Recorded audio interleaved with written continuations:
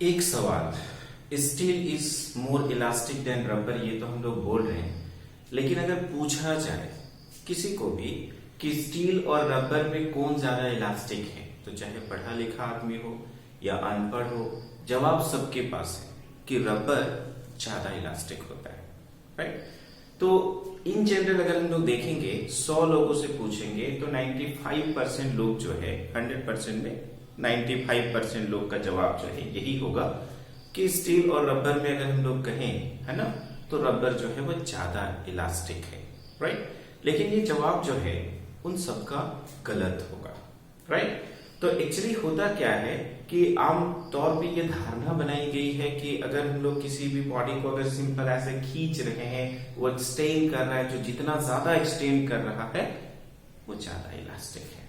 लेकिन अगर फिजिक्स में अगर हम लोग देखें तो इसके जस्ट रिवर्स होता है, राइट। इसमें क्या होता है कि अपोजिशन टू चेंज, यानी कि जिसमें चेंज जितनी मुश्किल से होगा, जो आसानी से चेंज नहीं होगा, वह ज्यादा इलास्टिक होगा। तो जो स्टील और रबर में अगर कंपैरिजन की बात करें कि किसका ज्यादा इलास्टिसिटी नेचर होता है, तो सबका आंसर तो पहले ही गलत हो जाएगा। जो नहीं पढ़े हैं तो उनका आंसर गलत होगा, सबका जवाब यही होगा कि रबर जो है वह स्टील से ज्यादा इलास्टिक है। लेकिन होगा आंसर क्या, steel is more elastic than rubber. Steel जो है वो ज्यादा इलास्टिक होता है किसके कंपैरिजन में, रबर के कंपैरिजन में। आज हम लोग यही चर्चा करेंगे कि स्टील जो है वो किस तरह से रबर से ज्यादा इलास्टिसिटी रखता है, ठीक है। तो सवाल ही यही है, steel is more elastic than rubber. एक तय है कि स्टील जो है वो ज्यादा इलास्टिक है रबर से, लेकिन क्यों, इसी को हम लोग आज यहाँ पर एक्सप्लेन करेंगे, राइट। तो हमने जो है लास्ट वीडियोस में मॉड्यूलस ऑफ इलास्टिसिटी के बारे में बताया, जिसमें आपने Young's modulus of elasticity, bulk modulus of elasticity और मॉड्यूलस ऑफ रिजिडिटी के बारे में देखा, ठीक है। यहाँ पर क्या है कि जिसका मॉड्यूलस ऑफ इलास्टिसिटी का वैल्यू जो है ज्यादा होगा, जितना ज्यादा होगा वो उतना ही ज्यादा इलास्टिक होगा। अगर मान लो कि हम लोग स्टील और रबर की ही चर्चा कर रहे हैं, ठीक है, तो स्टील और रबर इन दोनों में यंग्स मॉड्यूलस ऑफ इलास्टिसिटी का वैल्यू जिसका ज्यादा होगा, हम लोग कहेंगे कि वह उतना ही ज्यादा इलास्टिक है। लास्ट क्लास में आपको बताया कि यंग्स मॉड्यूलस ऑफ इलास्टिसिटी जो है ये एक्चुअल में क्या है ना, तो it is defined as the ratio of longitudinal stress to the longitudinal strain, यानी कि ये स्ट्रेस और स्ट्रेन के बीच का रेशियो है। लेकिन कौन सा स्ट्रेस, लॉन्गिट्यूडिनल स्ट्रेस, राइट, और कौन सा स्ट्रेन, तो लॉन्गिट्यूडिनल स्ट्रेन। तो यहां पर अगर हम लोग देखें y इज इक्वल टू क्या होता है, तो longitudinal stress divided bye longitudinal strain होता है, राइट। यहां पर हम लोग क्या लिख सकते हैं, लॉन्गिट्यूडिनल स्ट्रेस क्या है, force by area. Longitudinal strain क्या है, चेंज इन लेंथ बटा ओरिजिनल लेंथ। तो y इज इक्वल टू हम लोग लिख सकते हैं FL divided by A into delta L। ये हो गया हम लोगों का यंग्स मॉड्यूलस ऑफ इलास्टिसिटी। तो यंग्स मॉड्यूलस ऑफ इलास्टिसिटी जो है ये हम लोगों का क्या हो गया, तो सिंपल हम लोग देख रहे हैं y is equal to FL divided by A into delta L, ठीक है। अब देखिए हम लोग कंसीडर करेंगे एक स्टील और दूसरा रबर। तो यहां पर late us consider a steel and A rubber, है ना, ऑफ सेम लेंथ। इन दोनों को अगर हम लोग देखें तो इन दोनों का लेंथ जो है, ठीक है, बिल्कुल एग्जैक्टली क्या होगा, सेम होगा। यानी कि यहां पर ये हो गया आपका स्टील और ये हो गया हम लोगों का रबर, ठीक है।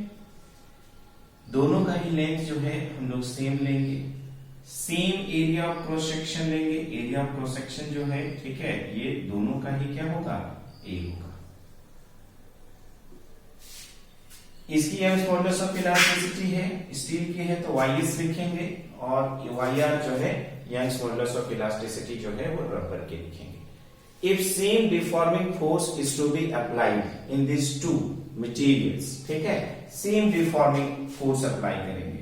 तो सेम डिफॉर्मिंग फोर्स अप्लाई करने की वजह से सपोज करिए ये स्टील में डेल्टा एल एस का एक्सटेंशन हुआ अगर आपने फोर्स एफ लगाया। लेकिन क्या इतना ही फोर्स लगाएंगे तो रबर सेम एक्सटेंड होगा? क्या रबर बहुत ज्यादा एक्सटेंड होगा। तो यहां पर अगर हम लोग देखें तो इसका एक्सटेंशन जो है ठीक है वो ज्यादा होगा। However same force is to be applied.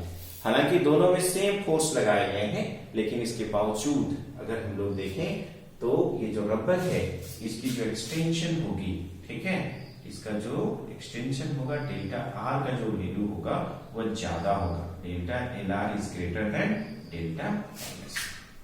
हम लोग क्या लिख सकते हैं? लेट अस कंसीडर टू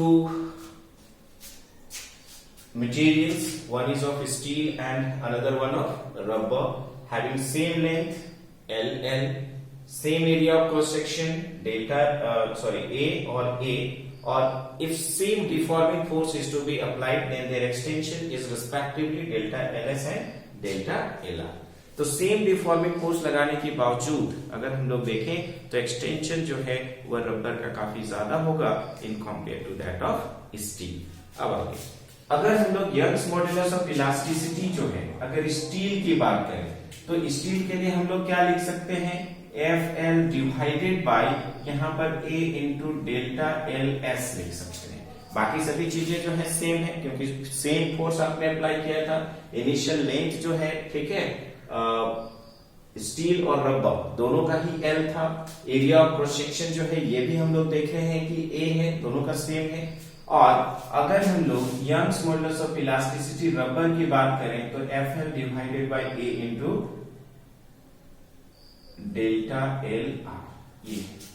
अब अगर इन दोनों को अगर हम लोग सिंपली डिवाइड कर दें, अगर डिवाइड कर दिया जाए यंग्स मॉडुलस ऑफ इलास्टिसिटी और रबर का जो वैल्यूज हैं तो यहां पर हम लोग लिख सकते हैं F L A delta L S. यहां पर डिवाइड करेंगे तो ये ऊपर चला जाएगा A delta L R divided by F L, ये कैंसल आउट हो जाएगा। तो इस तरह से अगर हम लोग देखें तो वाई एस बटा वाई आर जो है is equal to delta L R divided by delta L S हो रहा है। यहां पर क्या हमने पाया कि सेम डिफॉर्मिंग फोर्स लगाने की वजह से हम लोग देख रहे हैं कि एक्सटेंशन जो प्रोड्यूस्ड इन रबर वायर है ठीक है वो ज्यादा हो रहा है और स्टील का कम हो रहा है। तो यहां पर देखिए since delta L R is greater than delta L S, यहां पे देखिए डेल्टा एल आर ज्यादा है और डेल्टा एल एस कम है। तो डेल्टा एल आर अगर ज्यादा है तो क्या ज्यादा हो जाएगा? यंग्स मॉडुलस ऑफ स्टील का ज्यादा होगा किसके कंपैरिजन में? रबर के कंपैरिजन में। और जिसका यंग्स मॉडुलस ऑफ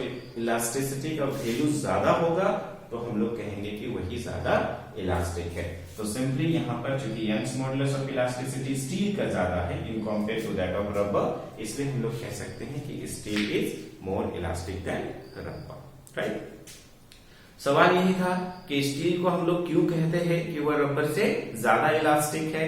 जवाब यही है कि जिसकी मॉडुलस ऑफ इलास्टिसिटी की वैल्यू अधिक होती है हम लोग कहते हैं कि वही ज्यादा इलास्टिक होता है। जनरलाइज फार्मूला की अगर बात की जाए तो Young's modulus of elasticity is equal to longitudinal stress divided by longitudinal strain. तो यहां पर हमने क्या किया?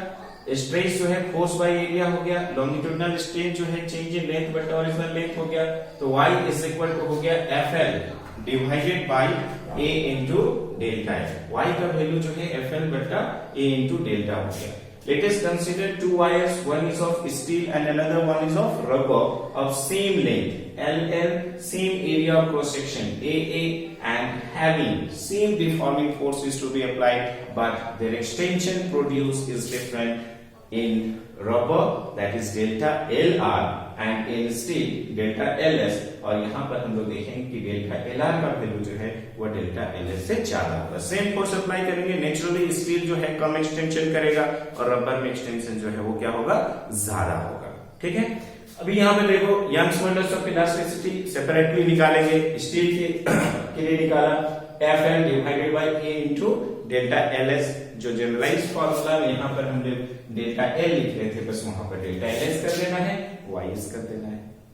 यहाँ पे Young's modulus of elasticity rubber की बात करेंगे F L divided by A into delta L R and then आप दोनों को डिवाइड करेंगे तो Young's modulus of elasticity in steel के सामने आप देख रहे हो कि डेल्टा एल आर है और Young's modulus of elasticity rubber के सामने जो है आप देख रहे हो कि डेल्टा एल एस आ जाता है। तो चूंकि डेल्टा एल आर जो है डेल्टा एल एस से ज्यादा है, डेल्टा एल आर ज्यादा है, that means Young's modulus of elasticity जो है स्टील का ज्यादा है in compare to that of rubber. तो स्टील का यंग्स मॉडुलस ऑफ इलास्टिसिटी का वैल्यू ज्यादा है, तो obviously steel is more elastic than rubber. Hope so आप सब लोगों को समझ में आ गया होगा कि क्यों स्टील जो है वह रबर से ज्यादा इलास्टिक होता है। तो आइंदा कभी भी कोई पूछे, ठीक है, तो एक्सप्लेनेशन के साथ जो है आपको मालूम होना चाहिए। किसी को भी आप कह देंगे कि स्टील ज्यादा इलास्टिक होता है तो आप पे हंसेगा, ठीक है, तो उसको आपको समझाना होगा कि फिजिक्स में ऐसा होता है कि जिसका यंग्स मॉडुलस ऑफ इलास्टिसिटी का वैल्यू ज्यादा होता है वो ज्यादा इलास्टिक होता है।